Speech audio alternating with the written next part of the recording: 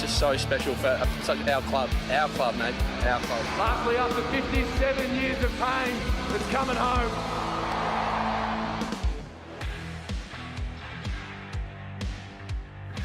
Hey there, TJ here, and welcome to Yeah The Dees, where I'm going through our round 17 win against St Kilda at Marvel Stadium on the 8th of July 2023.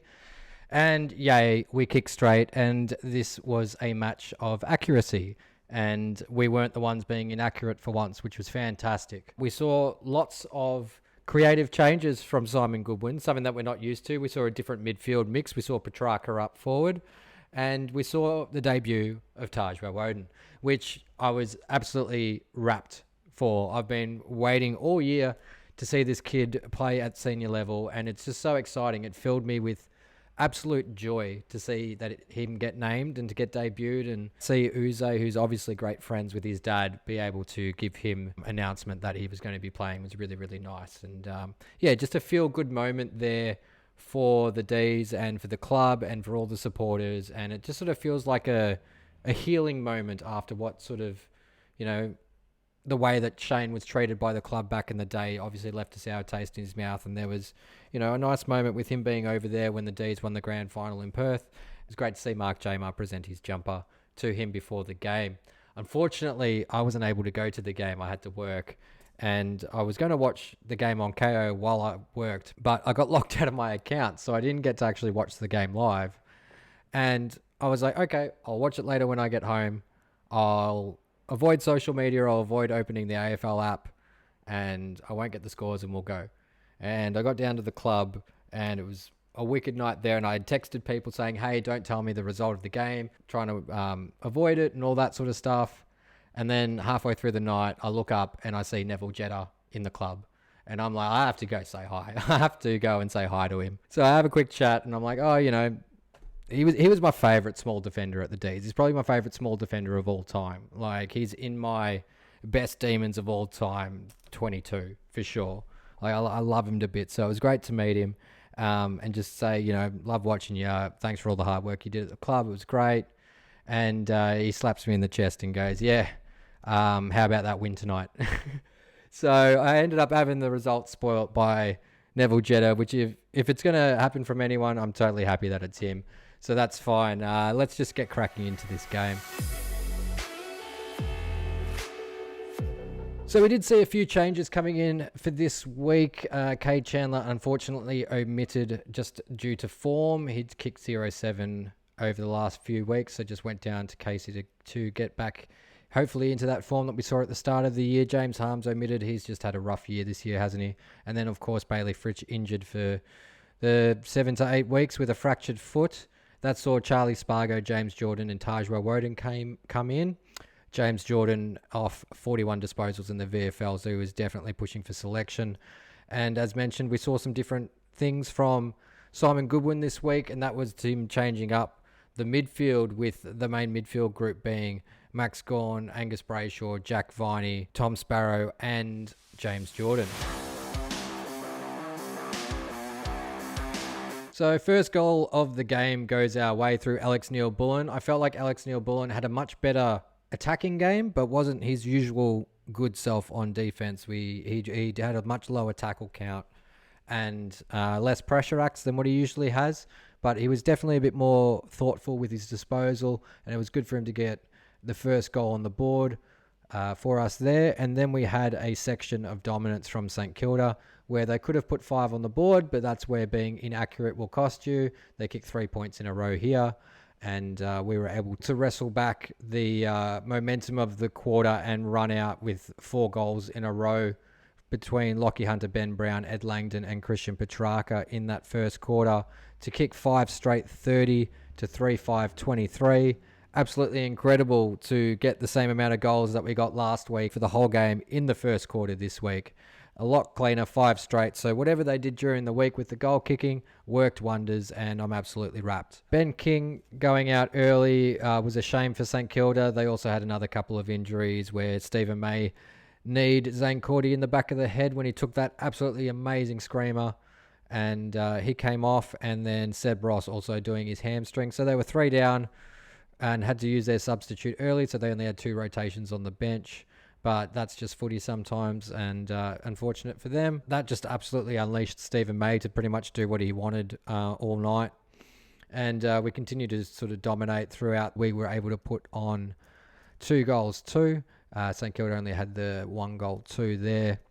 So we went into half-time 13 points up. It was a bit of a boring quarter, this one. Nothing too much to really report. And that's what happens when you have 2 defensively minded teams playing each other. St Kilda have been generally somewhat difficult to score against, especially in the first half of the year, and I still believe that we're the hardest team to score against, and our defence is the best in the business. This sort of 40 minutes of football kind of just showed that was what was happening. Christian Petrarca got his 2nd goal on the board 10 minutes into the 3rd quarter, and then St Kilda were able to go bang bang with 2 goals in a row, and then we tightened back up again.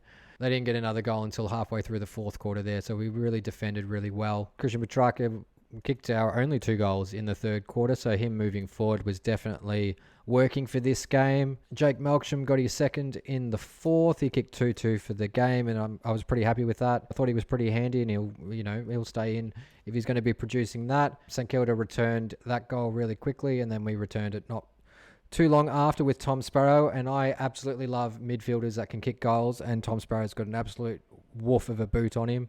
So it's great to see that he's getting a bit more time in the middle, also hitting the scoreboard.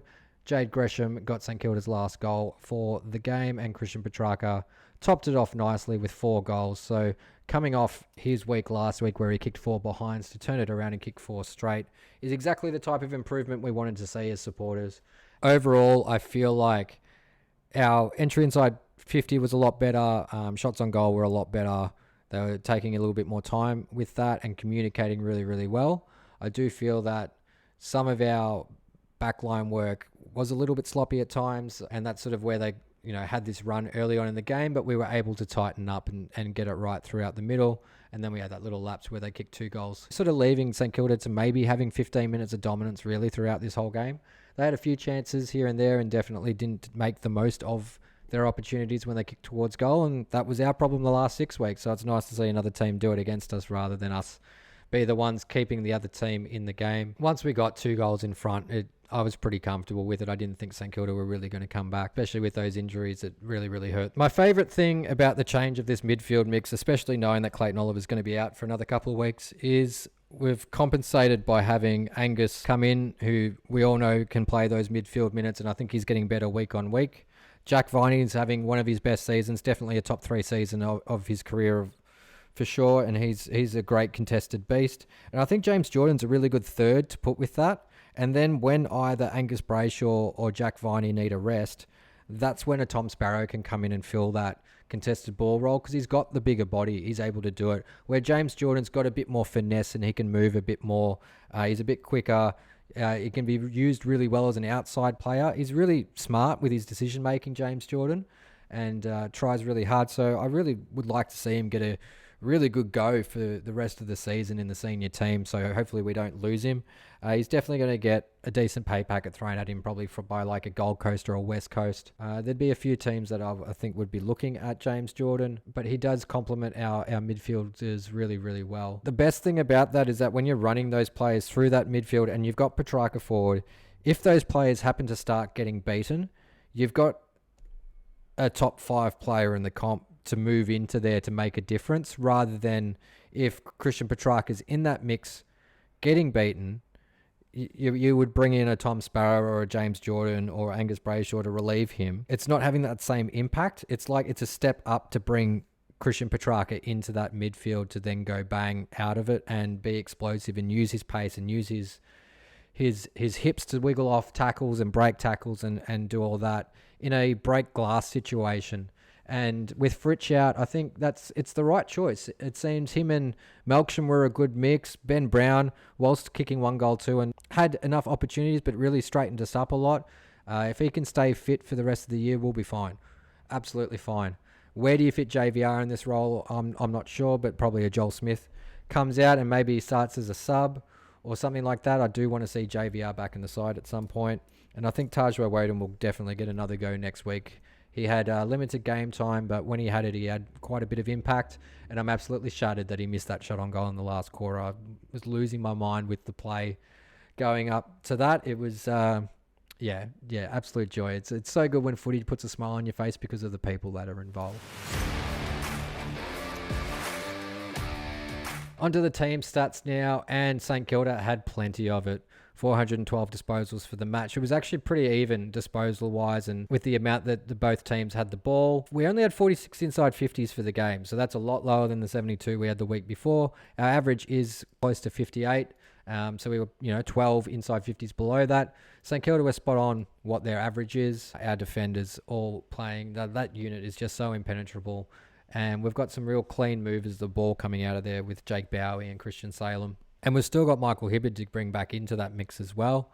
Efficiency inside 50 was about the same, but yeah. Free kicks, yeah, it did go in St Kilda's favour a little bit, but I didn't really see anything too terrible throughout the game that I really remember. We beat them in hitouts, but Ryan Marshall did have a very, very good game. I felt like Gawn and Grundy were good in spots, but without being too dominant. And, Rowan, he took a few clunk marks and helped St Kilda with a bit of their ball movement. But you can see we need to do better with those hitouts to advantage and really making the most of having these two great ruckmen. All this is all pretty even, turnovers even. So it was just who made the most of their opportunities going forward, and it was us this week, which was fantastic. Yeah, tackles is okay, but yeah, tackles inside 50. If that was swapped around, I would have been a bit happier. Onto the votes, and the votes from the coaches look like this, with Stephen May getting the perfect 10. Which means that the coaches would have had it split up something like this. So I gave one vote to Jake Malcolm. He kicked 2 goals, 2, had 6 score involvements, had 2 inside 50s. I felt like he helped create space in the inside 50 to make it easier for players to be able to lead and hit the ball in. It was the most open I'd seen the forward 50 all year, which was fantastic. And out of those 6 score involvements, 2 of them are goals, 2 of them are behinds, and 2 of them are goal assists. So I thought he had a really solid game for his 10 disposals, all of them being kicks. He had 6 marks as well. Gave 2 votes to Jack Viney, who, is once again having one of the best seasons of his career. He had 25 disposals, 3 inside 50s, 4 score involvements, 10 contested possessions. Just a very solid game from Jack. Gave Angus Brayshaw the 3 votes. I thought he was really, really good in the middle. Helped create a contest, but also playing a little bit of a defensive mid-role. Had 7 tackles, so he's very much 344 metres gained for him, whilst still putting on 27 pressure acts, so he put on the most pressure for us. Cozzy Pickett was the next with 26, and he only had the 4 disposals. Bit rough for Cozzy. If it was any other player, he'd definitely be getting dropped this week. Gave 4 votes to Tom Sparrow, who had a great game in the middle when he got his chances in there. And 24 disposals, 81 disposal efficiency, which is quite tidy.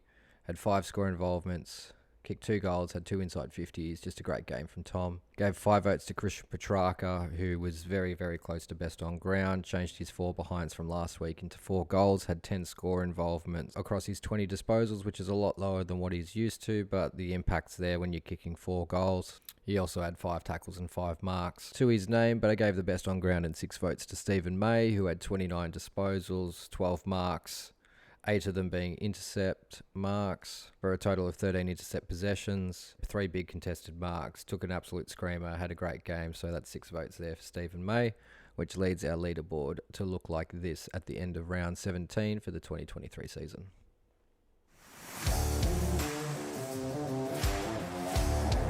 Onto the VFL now, and Casey got the job done against Sandringham down at their home ground at Trevor Barkle Beach Oval in Sandringham, and it was we got the lead and just held it pretty much for the whole day. We were able to kick the first goal. We had a few less AFL players in here than usual. Got on top in the first quarter by 18 points, and then just sort of doubled that lead across 3 quarters. Just fairly scrappy, nothing too special. It was James Munro's 150th, which was the special occasion about the day. Josh Shuckey got 4 goals on the board, but it was a bit of a scrappy game, but had a decent team effort. Got a nice burst of goals here through the third quarter, which helped extend that lead. Josh Shuckey got 4 goals for the day. Andy Moniz Wakefield with 2, Bill Laurie with 2, Tyler Edwards with 2, Mitch White with 1, Jacob Van Rooyen with 1, and James Harms also got 1 on the board. 27 disposals for James Harms, 27 also for Adam Tomlinson back down in defence. He's in pretty good form at the moment. Blake Howes and Lynx Dunstan got 24 between them and held up pretty strongly in the midfield. Cade Chandler unfortunately not getting on the board but picking up 19 disposals for his day. As for the ladder, we still hold 4th spot with a game gap from Essendon, St Kilda and the Bulldogs. Game and a half in front of Geelong, but we are now 2 games behind Brisbane, which makes this week very, very important to try and catch up. I think we're probably going to be resigned to finishing in this 4th spot and playing either Collingwood or Port Adelaide in the first round of the finals, but that is probably getting a bit ahead of ourselves. We do have probably our most important game left for the home and away season up this week, playing Brisbane at the MCG Friday night, and after what happened at the MCG in finals last year, I know we all are desperate for a win against this mob, because a good win against Brisbane on our home deck will make us all feel very comfortable about where we are in this season and challenging for the premiership this year. I feel like a win against Brisbane will just ease everybody's tensions about what's happened over the last sort of 6 to 7 weeks with our poor kicking and things like that, by taking a big scalp like the Brisbane Lions. So that's pretty much my thoughts for this week. Leave your thoughts on how we're going in the comments below and I'll reply. I'll let you know some thoughts. Let's have some discussion. Thank you very much for watching Yeah The Dees, and I'll see you next week.